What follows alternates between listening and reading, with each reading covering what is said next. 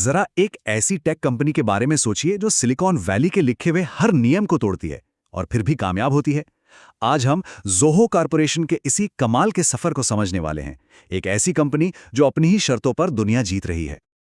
तो सवाल ये उठता है कि भाई जब सारी दुनिया फंडिंग और स्टॉक मार्केट की तरफ भाग रही है तो ये कंपनी बिल्कुल उल्टी दिशा में चलकर इतनी बड़ी कैसे बन गई।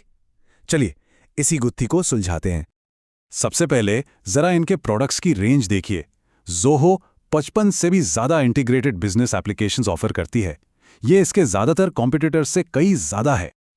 और सुनिए, ये कोई आज की बात नहीं है। ये कंपनी पिछले 25 सालों से लगातार मुनाफे में है। जी, लगातार।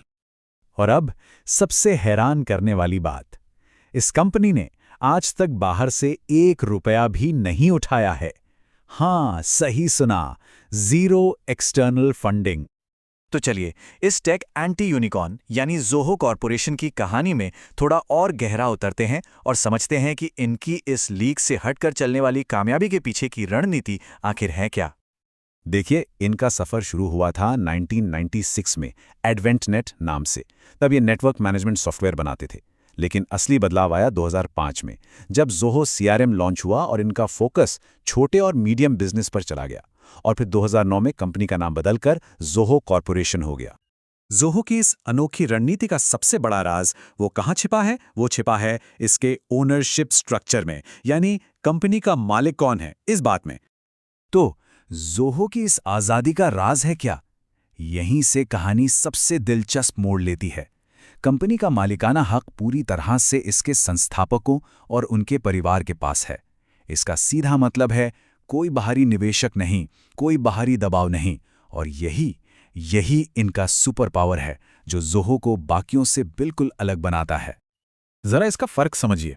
एक तरफ है पब्लिक कंपनियां जिनके सिर पे हर 3 महीने में अच्छे नतीजे दिखाने का और शेयर होल्डर्स को खुश रखने का दबाव होता है। उनका फोकस अगली तिमाही पर होता है। और दूसरी तरफ है ज़ोहो, इस दौड़ से पूरी तरह आज़ाद। वो अपना पूरा ध्यान ग्राहकों पर, अपने प्रोडक्ट्स पर और अगले 10 साल की प्लानिंग पर लगा सकते हैं। ये लाइन ज़ोहो की पूरी फिलॉसफी बता देती है। उनके लिए असली कैपिटल पैसा नहीं, बल्कि उनके लोगों का हुनर और उनका ज्ञान है। वो बाहर से पैसा लेने के बजाय अंदर की ताकत बनाने में विश्वास रखते हैं। तो चलिए अब देखते हैं कि ये फिलॉसफी यानी प्राइवेट रहना और लंबी सोच रखना उनके प्रोडक्ट्स बनाने के तरीके पर कैसे असर डालती है। इसकी सबसे बड़ी मिसाल है ज़ोहो वन। ये 45 से ज्यादा ऐप्स का एक ऐसा पैकेज है जिसे बिजनेस के लिए ऑपरेटिंग सिस्टम भी कहा जाता है। इसका एक ही मकसद है, बिजनेस के अंदर डेटा को अलग अलग ऐप्स में बिखरने से रोकना। लेकिन ये करते कैसे हैं? बहुत आसान।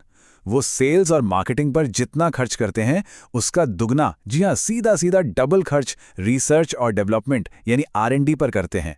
इसी वजह से वो सब कुछ खुद बना पाते हैं। उन्हें दूसरी कंपनियां खरीदने की जरूरत नहीं पड़ती। और यही फर्क ज़ोहो की असली ताकत है। सोचिए, ज्यादातर बिजनेस आज भी 10 अलग अलग सॉफ्टवेयर, ढेरों बिल और उनको आपस में जोड़ने के झंझट से जूझ रहे हैं। ये सच में एक सिरदर्द है। ज़ोहो वन इसी सिरदर्द की दवा है। एक ही जगह, एक बिल, एक लॉगिन और सब कुछ आपस में परफेक्टली जुड़ा हुआ। अब देखते हैं कि कंपनी के ये उसूल, ये सिद्धांत उनकी बिजनेस स्ट्रैटेजी में कैसे दिखते हैं और कैसे उन्हें बाजार में एक अलग ही पहचान देते हैं। ज़ोहो का एक बहुत ही अनोखा मॉडल है जिसे वो ट्रांसनेशनल लोकलिज्म कहते हैं। मतलब सोच ग्लोबल रखो लेकिन काम लोकल लेवल पर करो। इसी मॉडल के तहत वो बड़े शहरों के बजाय भारत के तेनकासी जैसे छोटे शहरों में और यहाँ तक कि टेक्सास में एक ऑर्गेनिक फार्म पर अपने ऑफिस खोलते हैं ताकि वहाँ के टैलेंट को मौका मिले। प्राइवेसी, ये ज़ोहो के लिए सिर्फ एक पॉलिसी नहीं, एक वादा है। और ये वादा वो इसलिए कर पाते हैं क्योंकि उनका पूरा टेक स्टैक यानी डेटा सेंटर से लेकर सॉफ्टवेयर तक सब कुछ उनका अपना है। वो गारंटी दे सकते हैं कि कस्टमर का डेटा सिर्फ और सिर्फ उसी का है। तो ये सारी चीजें मिलकर एक फ्लाईव्हील इफेक्ट बनाती हैं, एक ऐसा पहिया जो घूमता है और अपनी रफ्तार खुद बढ़ाता जाता है।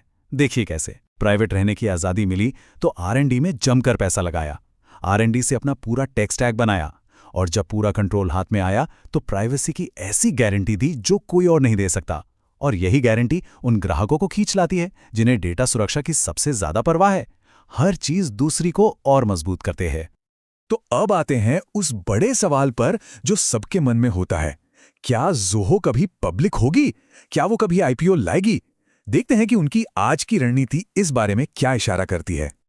एआई की इस रेस में भी ज़ोहो अपने ही रास्ते पर चल रहा है। उन्होंने भारत में अपना खुद का एआई मॉडल ज़िया एलएलएम बनाया है और एनवीडिया और डेल के साथ मिलकर ऐसा इंफ्रास्ट्रक्चर तैयार किया है जो ये पक्का करता है कि ग्राहक का डेटा उनके अपने सर्वर्स पर ही रहे, सुरक्षित। और इससे भी बड़ी बात, हाल ही में भारत के आईटी मंत्री ने खुद ज़ोहो को सार्वजनिक रूप से समर्थन दिया है। इस एक कदम से ज़ोहो भारत के आत्मनिर्भर अभियान का चेहरा बन गया है, एक स्वदेशी टेक चैंपियन। तो आखिर में सवाल वही, प्राइवेट क्यों रहना है? क्योंकि इसी से उन्हें आज़ादी मिलती है, बाजार के शॉर्ट टर्म दबाव से, अपनी अलग संस्कृति को बचाने की और मुनाफे से ज़्यादा ग्राहकों पर ध्यान देने की। आईपीओ लाना उनकी पहचान के ही खिलाफ होगा। तो आखिर में ये हमें एक बड़े सवाल पर लाके छोड़ देता है। एक ऐसी दुनिया में जहां हर कोई अगली बड़ी वैल्यूएशन के पीछे दौड़ रहा है, क्या ऐसा हो सकता है कि असली जीत पैसा नहीं, बल्कि अपने तरीके से काम करने की आज़ादी हो? If you like the content, please like and subscribe. Comment on Finance Seco India.